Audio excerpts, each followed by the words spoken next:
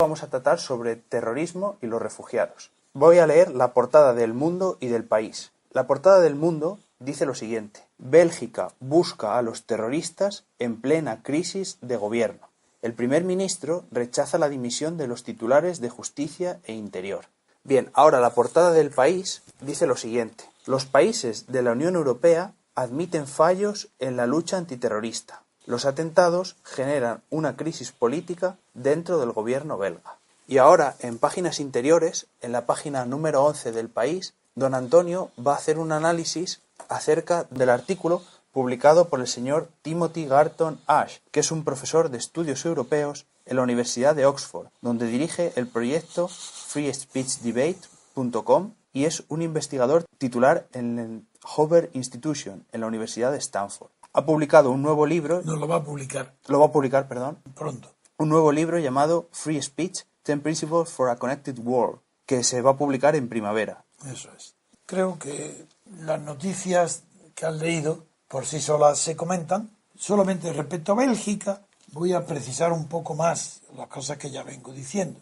Que no se trata de que sea Bélgica un Estado fallido, eso no es verdad, porque yo la defino como un Estado sin nación. Entonces, si es un Estado sin nación, ¿qué cosa más natural que encuentren en Bruselas y en Bélgica alojamiento para poder continuar con sus proselitismos los secuaces del yihadismo, los secuaces de la violencia del Islam que se considera en guerra santa contra los países de Occidente? ¿Qué cosa más natural que acudan a Bélgica porque es un Estado sin nación? Es cierto, es verdad que un atentado en Bruselas recuerda que es la sede de la Unión Europea, como si fuera en Estrasburgo. Dice, hombre, ¿por qué? Porque está el Parlamento.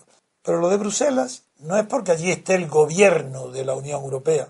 No tienen esa potencia para elegir donde quieren estar. Están donde mejor pueden estar. Y donde mejor pueden estar en Europa es en Bélgica, sea cual sea el tipo de gobierno que haya, porque Bélgica no tiene nación. ¿No será mucho más fácil integrarse? No, porque no es su pretensión vivir, prosperar, vivir, refugiarse en un Estado sin nación que en un Estado nacional. Si es sin nación, allí no podrá haber rechazo por división de razas, ni de religión, ni de credo, porque la nación está formada por unos ingredientes que no están en el Estado. El Estado es la personificación, la personalidad jurídica, o bien de una nación, o bien de los habitantes de un territorio. Y aquí Bélgica no es una nación porque no se formó. El Estado belga no procede de una emanación de la nación o de una superestructura de la nación. Procede de una imposición de los gobiernos francés y alemán, ayudados también por el Reino Unido y por Holanda, para crear un Estado tampón, es decir, un Estado que interrumpa el contacto directo entre Francia y Alemania para evitar las frecuentes guerras que ocasionaban estas dos naciones, estos dos países, porque tampoco Alemania era una nación todavía cuando ya tenía los conflictos con Francia. Pero desde que se funda el Estado federal alemán, era una necesidad histórica que todo el mundo veía, la necesidad de poner un parapeto entre la frontera alemana y Francia, para evitar las guerras continuas. Y se creó el parapeto belga. ¿Mediante qué? Mediante una decisión de autoridad, creando un Estado desde arriba de las potencias que lo crean y tienen suficiente poder para que los vecinos acepten la aparición de un nuevo Estado llamado Bélgica. Pero ahí no había una nación. Si lo hubiera habido, no hubiera sido tan fácil crear ahí un Estado, porque no era nación. Claro que ahí procede de la antigua Borgoña, no voy a hacer la historia de dónde proceden los habitantes o los súbditos belgas, ni la frontera con Holanda. Por eso las enormes dificultades de integración entre los habitantes de dos territorios, con distinta religión, católico una y protestante otra, con distinta lengua, uno el falón francés y el otro el holandés, ya de raíz germánica, y con tantas distinciones que hacen imposible considerar a Bélgica como una nación. Esto es para responder a la primera cuestión que creen, que es que Bélgica, bueno, en Bélgica no digo los números porque no es mi función, pero desde luego en Bélgica, según todas las noticias, es por habitante belga o natural el país de toda Europa que tiene más migrantes acogidos y donde más mezquitas hay islámicas, más que en Barcelona, más que en Cataluña, es en Bélgica. Bien, entonces, ¿qué cosa más normal que la fuente de irradiación del terror en Europa sea Bélgica? en lo previsible. Es natural entonces que ahora digan los gobiernos y los países de la UE que admiten fallos en la lucha antiterrorista. Pues vaya, siempre aprendiendo que del experimento, del fracaso, como decía Homero, el que se instruye por el acontecimiento, ya sabemos lo que es. ¿Por qué instruirse y no saber de antemano y prevenirlo? Porque son incompetentes. Europa no más incompetente que España, igual. ¿Puedo hacer un comentario, don Venga, Antonio? Luis. Decía Rajoy, tras los atentados, hacía unas declaraciones, le preguntaban, bueno, ¿y esto en España puede suceder? Y decía Rajoy, el riesgo cero no existe. Decía esa tontería. Pues claro, si es riesgo, la palabra riesgo es una probabilidad, entonces no puede ser cero. Nunca. Claro. Bueno, tú como eres matemático te extraña, pero siendo lógico nada más, lo que indica Rajoy es que no piensa. Él estuvo ahí, habla, lo que quiere es mantenerse en el poder, pero no piensa. Cero nunca hay. La prueba es que ha habido atentados terroristas en España de origen islámico. Luego, si ha habido uno, pues igual puede haber 2, 3, 4 y 5, porque si ha habido uno es señal de que es posible. Cero nunca puede ser. Pero bien, contestada esa pregunta, quiero seguir mi razonamiento. Europa tiene ahora dos problemas relacionados íntimamente. Uno es el problema de los refugiados, por el número. Es tan grande el número de refugiados que en sí mismo es un problema. No importa, para nada, que la señora Merkel parezca o tenga una imagen de que protege a los refugiados. Eso no es verdad. Merkel lo que tiene es una posición que no quiere perder porque está ocupando el centro del gobierno en su país con arreglo a las fuerzas políticas organizadas que existen. Y ese centro ocupado por Merkel está en peligro por la aparición de nuevos partidos políticos como los de la Alternativa para Alemania y otros que al ser considerados muy a la derecha de donde está Merkel, en el centro han alterado el equilibrio y ponen en riesgo la continuidad en la jefatura del gobierno por parte de la señora Merkel. Y en su propio partido, aliados como los de Baviera, también la ponen ya en juego y en entredicho. A partir de ahí, quiero decir que los problemas de Europa hoy se definen en dos. Uno, refugiados. Dos, terrorismo. ¿Hay relación entre uno y otro? A primera vista no, porque el terrorismo en Europa de origen islamista existía antes de que se pusiera tan de relieve el drama de los refugiados y aunque se resolviera este drama, ya hay tantos elementos que no están integrados, por eso auguro otra vez al concepto de integración social, que no están integrados social ni políticamente en Europa, que ahí hay un foco de permanente peligro de terrorismo, de tipo yihadista. Luego, porque ahí los problemas de Alemania son los problemas de toda Europa. Se ha centrado el problema en Alemania, ¿por qué? Porque Alemania, desgraciadamente para ella, ocupa el centro, pero no el centro de las ideas, como siempre que se habla de partidos del centro, se está diciendo no, contra los extremos. No, Alemania ocupa el centro en el sentido en que lo dice, por ejemplo, este autor Timothy Garton Hurst, del que ha hablado. Lo leo literalmente. Veréis que el concepto este del centro sirve de muy poco. Desde el punto de vista político y económico, el centro de Europa es Alemania, ¿de acuerdo? Con una condición, que no se incluya a Rusia ni a Turquía, porque si está Turquía y Rusia, el centro ya no sería Alemania, se quedaría desplazado más al este. Como no están, de momento puede parecer cierto. Continúa este señor, Timothy, diciendo, este señor Garton, dice, el centro es Alemania, y el centro de Alemania es el gobierno de la gran coalición, de los demócratas cristianos, de centro-derecha, y de los socialdemócratas de centro-izquierda. Aquí está confundiendo este señor dos conceptos que tienen la palabra centro utilizado en sentidos completamente diferentes. Una cosa es el centro geográfico y otra cosa es el centro ideológico. Y este señor ya los confunde. Al decir, literariamente parece brillante. El centro de Europa es Alemania y el centro de Alemania es el gobierno de la gran coalición. Hasta ahí, bueno. Pero ahora, el centro de ese gobierno centrista es Angela Merkel. Por consiguiente, en realidad, Merkel es el centro de Europa. Pues no es verdad. ¿Habéis visto hasta dónde puede llegar la lógica aplicada malamente? Vuelvo a leer. Fíjate lo que dice este señor, ¿eh? Desde el punto de vista político y económico, el centro de Europa es Alemania.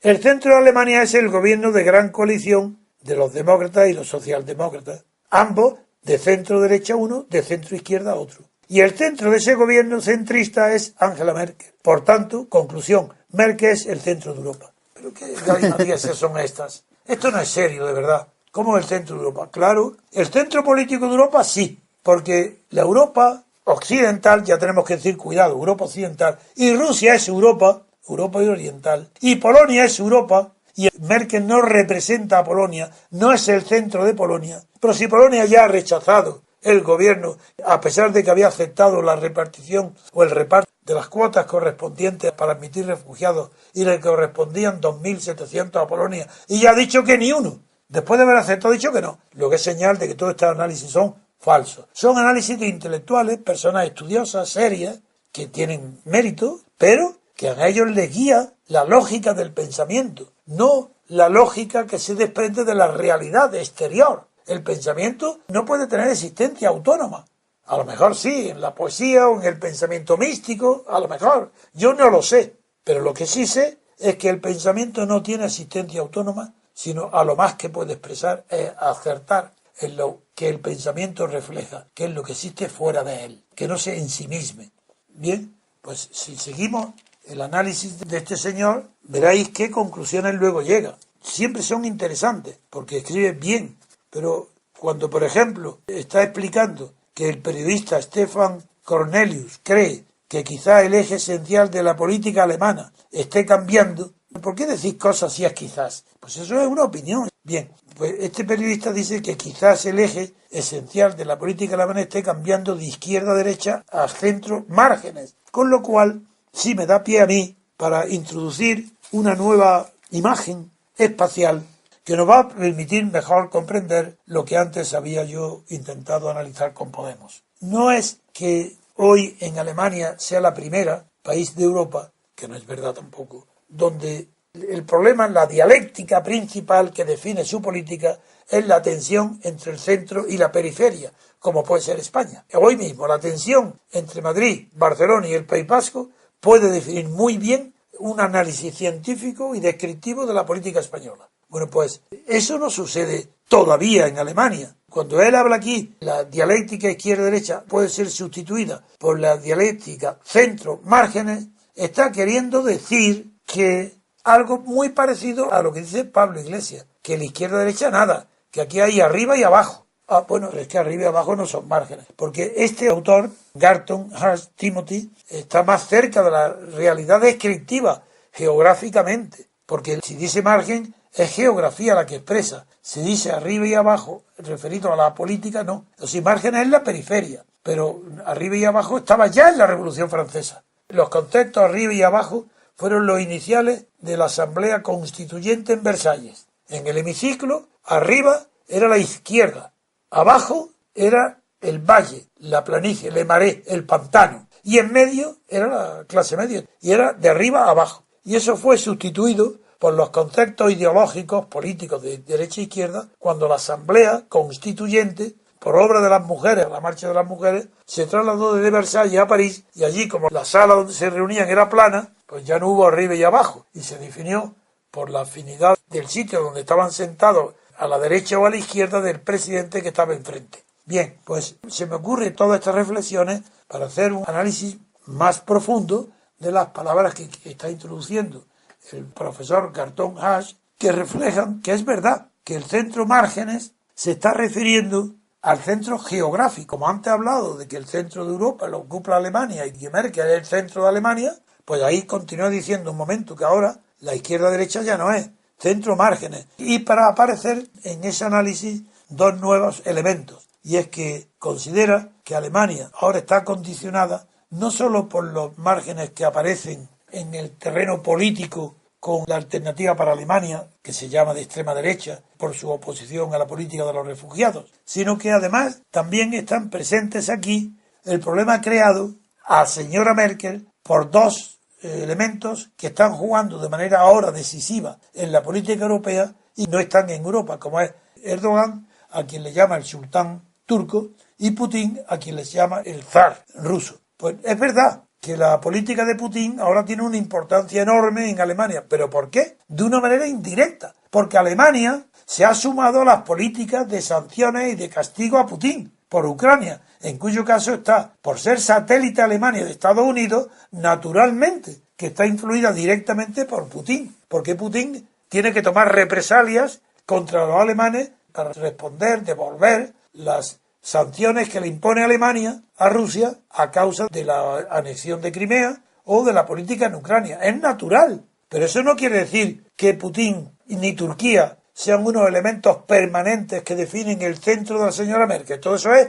puro artificio. Aquí no, lo de Putin va a terminar pronto, porque cada vez son mayores los síntomas que tanto en Estados Unidos como en Europa están deseando terminar con las sanciones a Putin porque le están produciendo efectos de retorsión a ellos mismos, a la Europa misma. Entonces, quiero hacer este análisis para terminar diciendo que los dos problemas hoy de Europa están directamente relacionados, que son los refugiados y el terrorismo. Y que los refugiados presentan dos problemas, y hasta ahora solamente se habla de uno, que es la palabra el éxodo, las marchas hacia Europa de los refugiados. Ese problema va a terminar. El problema no, el problema más grave no es ese. El problema grave es los millones de refugiados que hay ya viviendo en Europa, como lo demuestra Bélgica. Ese es el problema. ¿O creen acaso que porque ya dejen de venir, porque se hayan contenido con Turquía o con Marruecos o con Libia, donde sea, va a desaparecer el problema del terrorismo islámico? Pero si está instalado en Europa, dentro de Europa.